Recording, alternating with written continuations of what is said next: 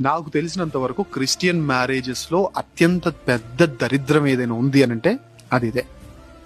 అంతవరకు ప్రారంభ ప్రార్థన, ఆరాధన, క్రైస్తవ పాటలు, వివాహ పాటలు, ప్రమాణాలు, ప్రార్థనలు ఇవన్నీ చేసేసి లాస్ట్ ప్రేయర్ కూడా అంత గంభీరంగా జరిగిన తర్వాత, అంత ఆధ్యాత్మికంగా జరిగిన కూడికలో ఇంతవరకు ఏ ఈవెంట్ లో అయితే, ఇంతవరకు ఏ సౌండ్ లో అయితే, ఇంతవరకు ఏ ప్రోగ్రామ్ అయితే ఆధ్యాత్మికంగా నడిచిందో, పాస్టర్ గారు దిగి వెళ్ళగానే డీజే పాటలు పెడుతున్నారంటే షేమ్ ఆన్ us.